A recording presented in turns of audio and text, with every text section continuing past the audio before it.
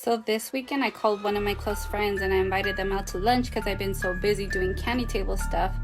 And they were like, busy? Doing what? I was like, yeah, candy table. Remember? I do this on the weekend when I'm available. And they were like on the phone, you're still doing that? And she said, is it even worth it?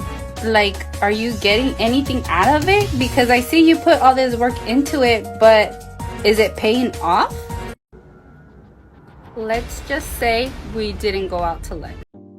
This story is when I didn't collect a deposit and I was basically stuck with all my stuff. So what happened was, in this story, is that I had a customer. She found my number because this is when I had my pink car, which was Lola La Corolla, and she got my information from the car. How she saw my car was she lived on the other side of my street.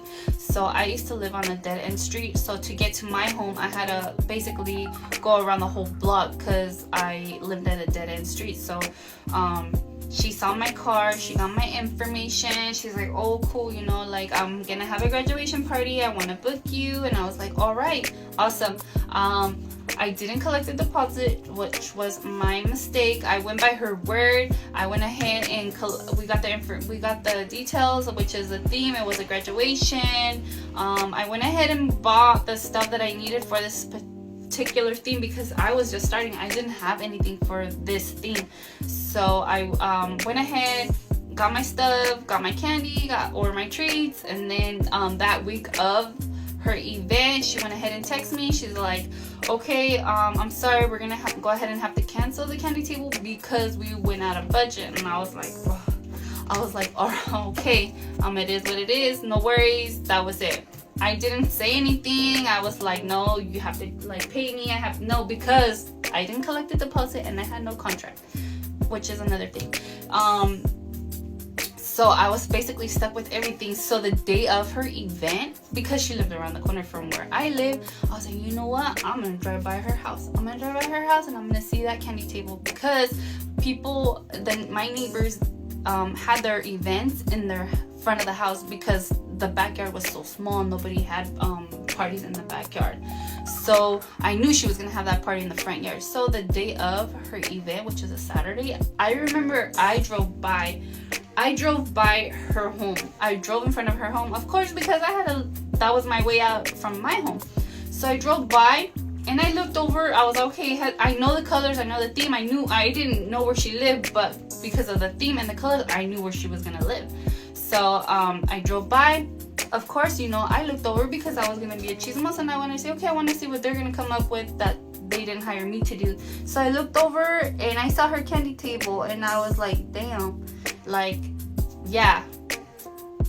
I was like, she didn't pay me, but she went ahead and did that. Like, come on now. Story time.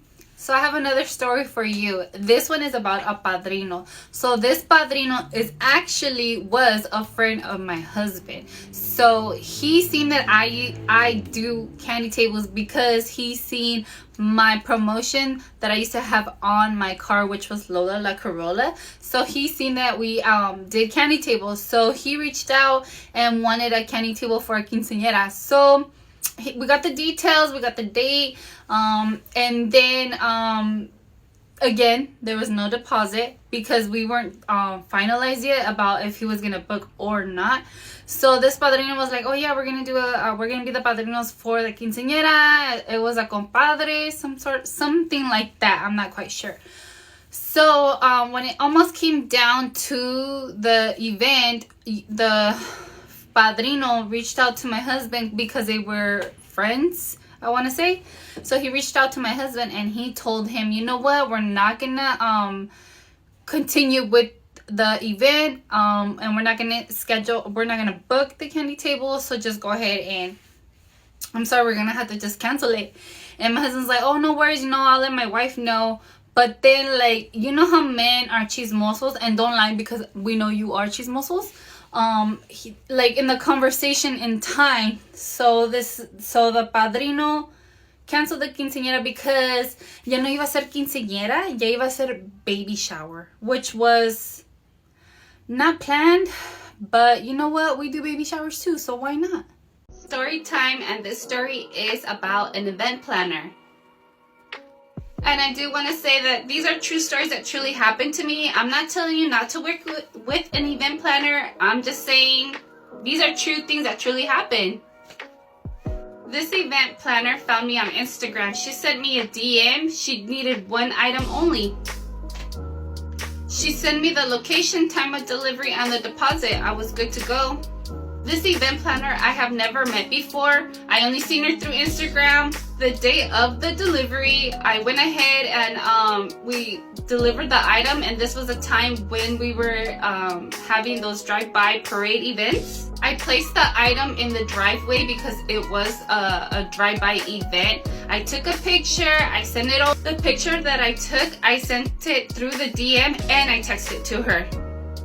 In those 2 DMs, I did advise her, okay, we're good now, you can send over the balance now. I got no reply back through the DMs or a text message.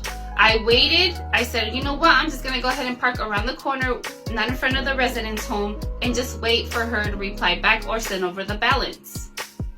We waited and waited and waited. By this time, she was literally ignoring my DMs and text messages. I have called her several times. She wasn't answering my calls. We literally waited for 1 hour in the vehicle around the corner from the residence where I delivered this item. I sent her a short message through the text, and I said, if you don't forward the balance now, I'm literally gonna return and pick up that item. I saw this vehicle coming up in the street, and it was a party van vehicle, and I was like, that's her. So I was like, okay, I'll give her a few minutes to arrive to the residence, and she'll maybe see my calls, my DMs. I gave her the benefit of the doubt that she was just driving and she didn't see her phone. So I waited a few minutes and I didn't get anything. I didn't get a reply back. I didn't get my balance. I was like, you know what? I'm tired already. I waited here for literally an hour. I'm going to pull up and then I'm going to ask her to forward me the balance. So I did pull up. I saw her. She was unloading her vehicle, and I told her, my name is Kimberly, I'm from Sunshine Candy Table, I delivered the item that you rented from me.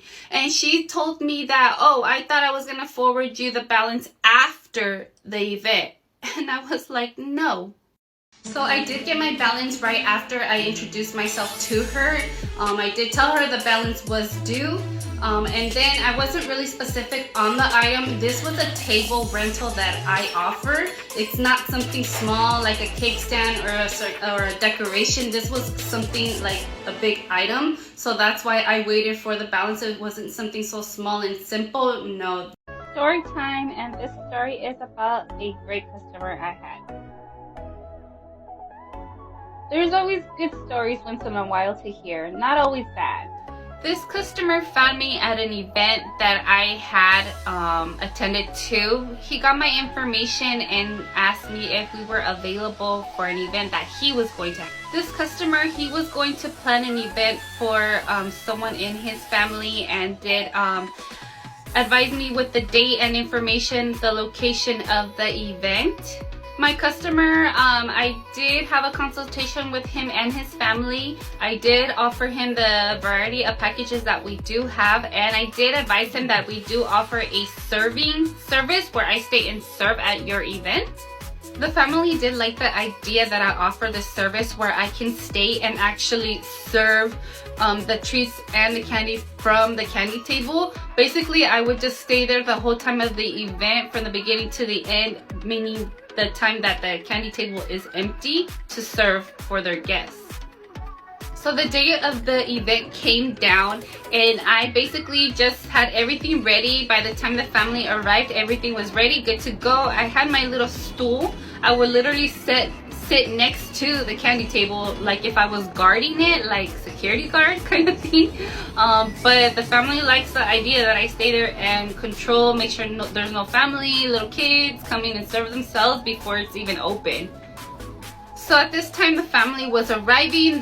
This was a venue for 250 people. I would just see all these people well dressed in their formal wear. The father came up to me and said, "Are you good? Are you okay? You want anything to drink?" I was like, "No, I'm good. I have water." When it was time for the dinner, the father came and pulled me and my partner to come and eat. He actually invited myself and my partner to come and eat at this beautiful venue at a table with his guests, and I thought that was so awesome. And so I could not believe it, like he actually invited us to come and eat at the table with his guests, and it was so beautiful. I don't remember exactly what I ate that day. I just remember I had tortillas rolled up in foil, and my partner had chicken nuggets and french fries with ketchup. It was so nice and beautiful, the venue. And I want to thank my customers so much for having us.